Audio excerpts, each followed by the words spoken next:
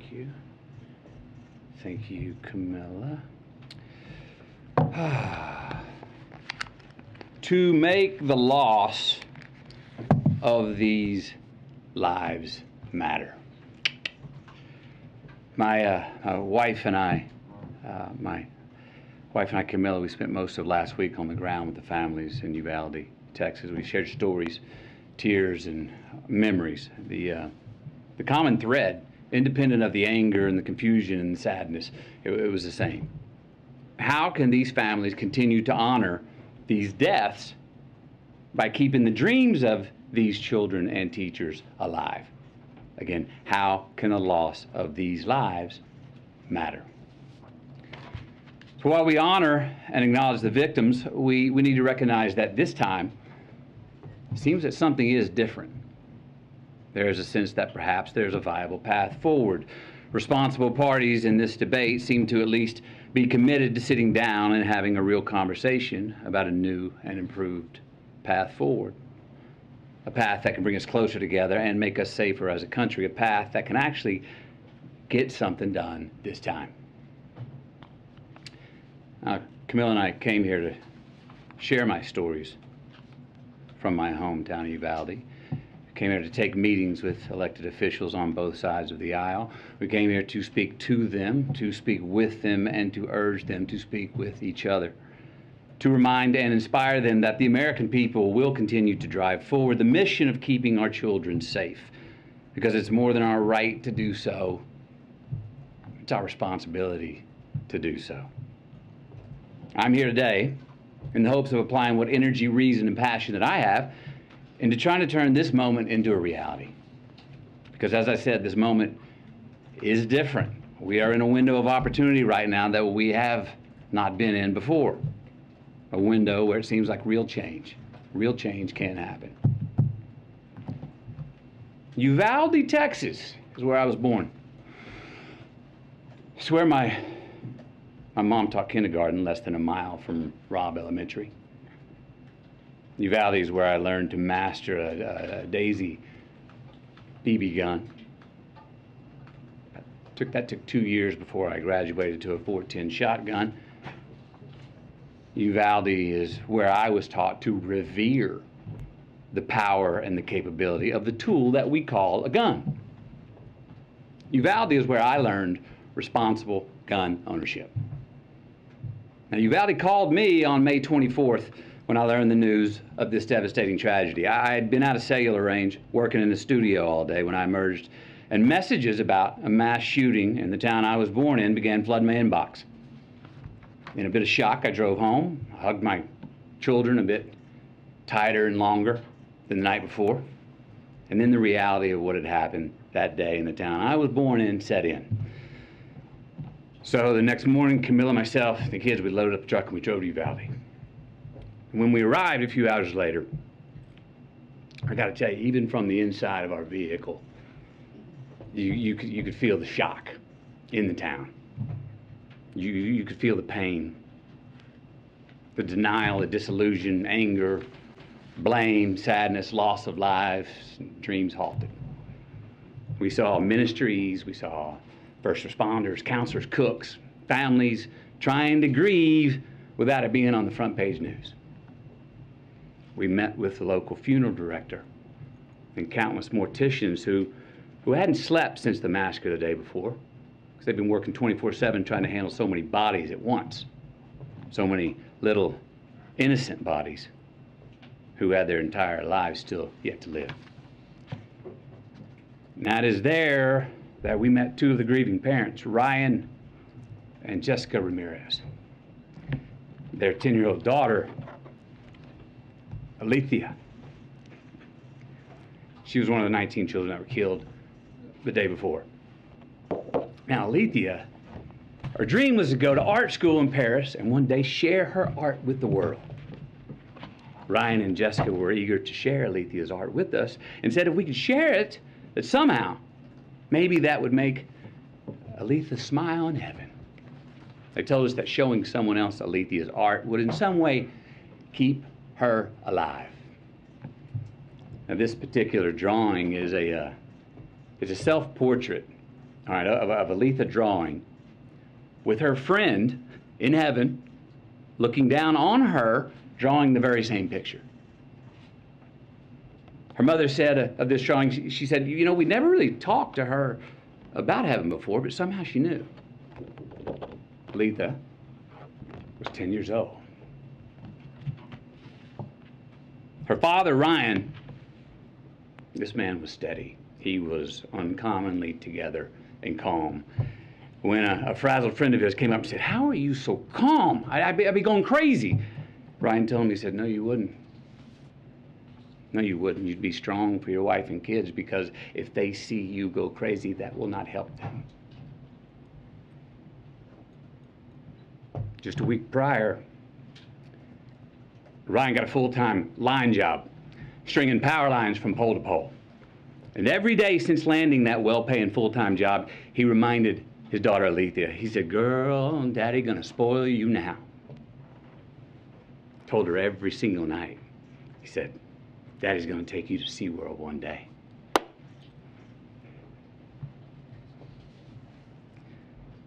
But he didn't get to spoil his daughter. Aletha, she did not get to go to SeaWorld. We also met Anna and Danilo, the mom and the stepdad of 9-year-old Maite Rodriguez. Now, Maite wanted to be a marine biologist. She was already in contact with Corpus Christi University of A&M for her future college enrollment. 9 years old. Maite cared for the environment so strongly that when the city asked her mother if they could release some balloons into the sky in her memory, her mom said, oh no, Maite wouldn't want to litter. Maite wore green high-top Converse with a heart she had hand-drawn on the right toe because they represented her love of nature. Camilla's got these shoes. Can you show these shoes, please? Wore these every day.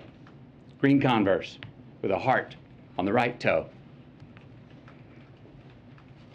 These are the same green Converse on her feet that turned out to be the only clear evidence that could identify her after the shooting. How about that?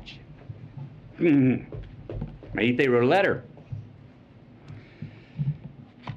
Her mom said if Maite's letter could help someone accomplish her dream, that then her death would have an impact, and it would mean her dying had a point and wasn't pointless, that it would make the loss of her life matter.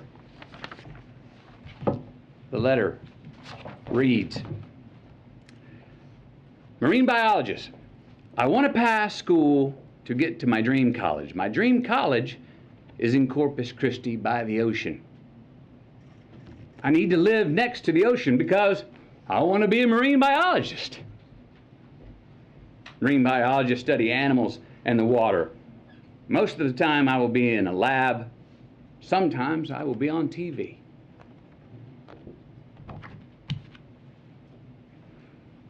Then there was Ellie Garcia, a 10-year-old, and her parents, Stephen and Jennifer. Ellie loved to dance and she loved church. She even knew how to drive tractors and was already working with her dad and her uncle mowing yards.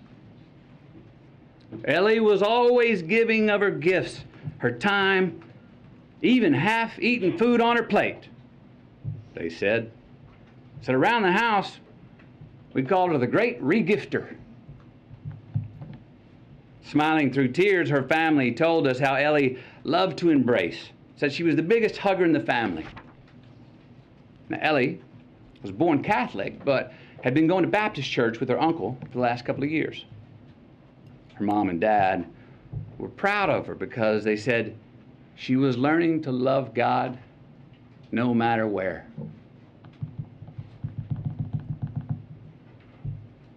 The week prior to her passing, she'd been preparing to read a verse from the Bible for the next Wednesday night's church service.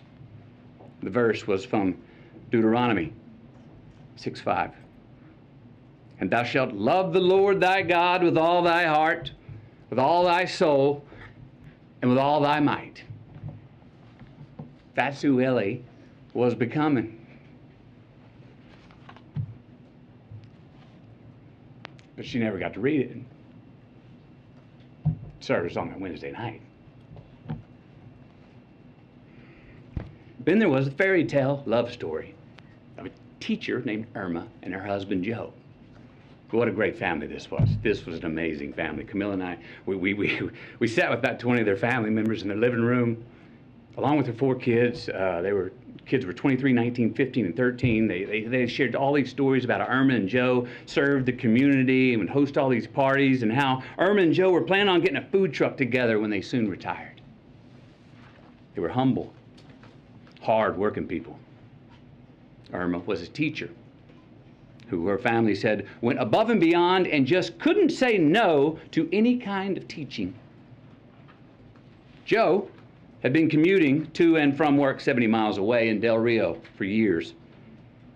Together they were the glue of the family. Both worked overtime to support their 4 kids. Irma even worked every summer when school was out. The money she had made 2 summers ago paid to paint the front of the house. The money she made last summer paid to paint the sides of the house. This summer's work was going to pay to paint the back of the house. Because Irma was one of the teachers who was gunned down in the classroom. Joe, her husband, literally died of heartache the very next day when he had a heart attack.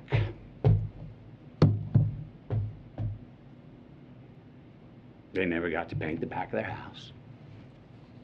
They never got to retire. And they never got to get that food truck together. We also met a cosmetologist. She was well-versed in mortuary makeup. That's the task of making the victims appear as peaceful and natural as possible for their open casket viewings.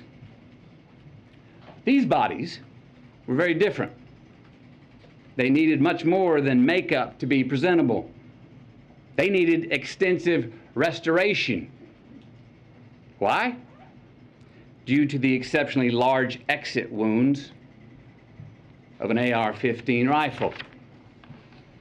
Most of the body so mutilated that only DNA test or green Converse could identify them. Many children were left not only dead but hollow.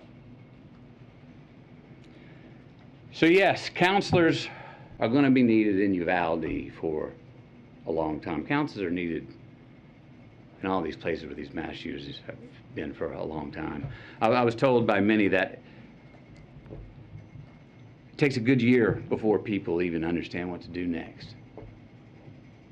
And even then, when they become secure enough to take the first step forward, a lifetime is not going to heal those wounds.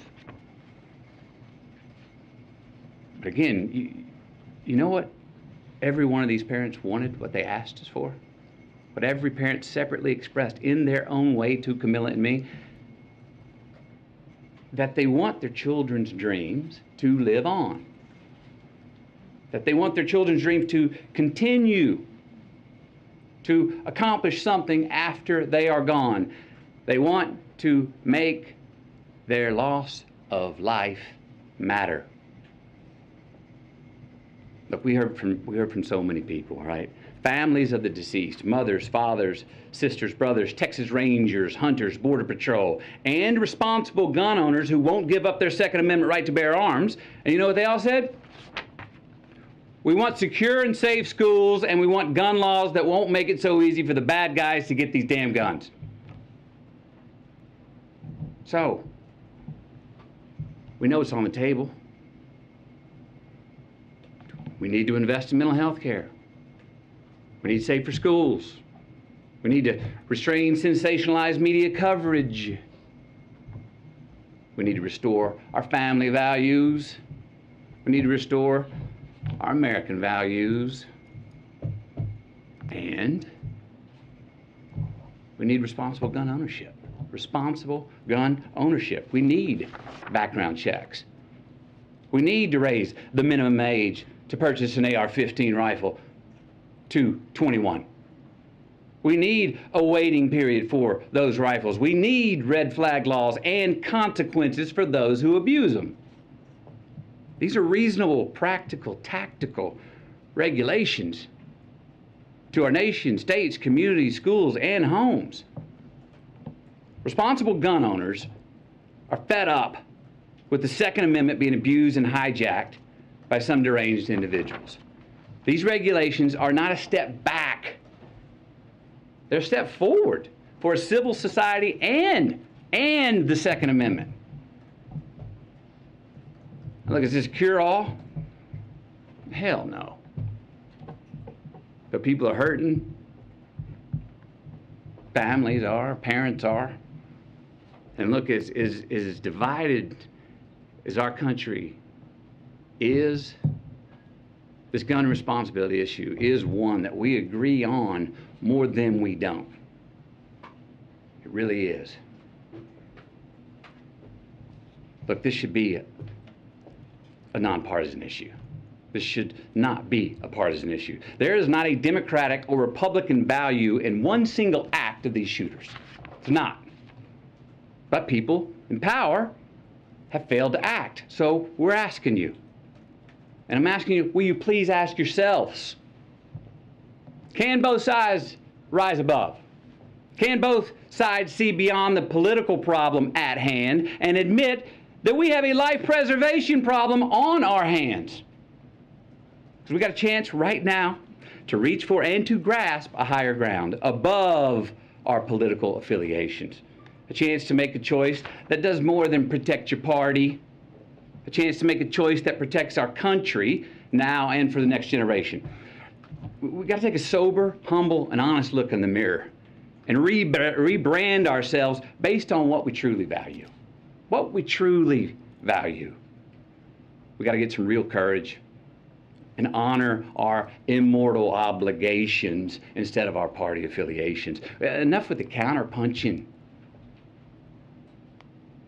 Enough of the invalidation of the other side. Let's come to the common table that represents the American people. Find a middle ground, the place where most of us Americans live anyway, especially on this issue. Because I promise you, America, you and me, we are not as divided as we are being told we are. No. How about we get inspired? Give ourselves just cause to revere our future again. Maybe set an example for our children. Give us reason to tell them, hey, listen and watch these men and women. These are great American leaders right here. Hope you grow up to be like them. And let's admit it. We can't truly be leaders if we're only living for re-election. Let's be knowledgeable and wise and act on what we truly believe.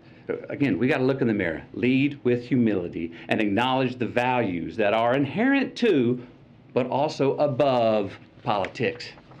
We got to make choices, make stands, embrace new ideas, and preserve the traditions that can create true progress for the next generation. With real leadership, let's start giving us, all of us, with real leadership, let's start giving all of us good reason to believe that the American dream is not an illusion. So where do we start? We start by making the right choices on the issue that is in front of us today. We start by making laws that save innocent lives and don't infringe on our Second Amendment rights. We start right now by voting to pass policies that can keep us from having as many Columbine, Sandy Hooks, Parklands, Las Vegas, Buffaloes, and Uvaldes from here on. We start by giving Alethea a chance to be spoiled by her dad.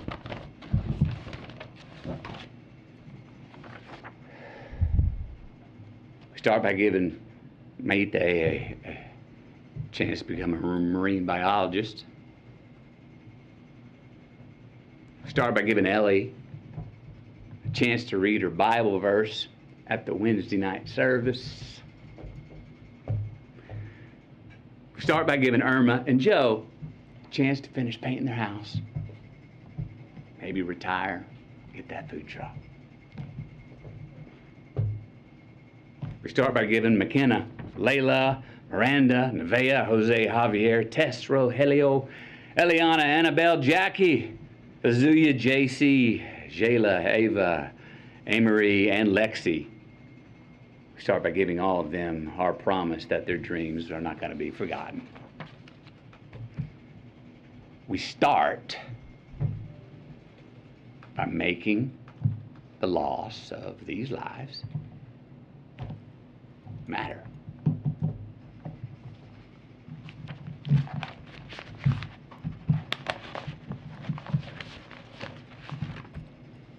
Thank you. Thank you. When he spoke to the president, did he say anything about this?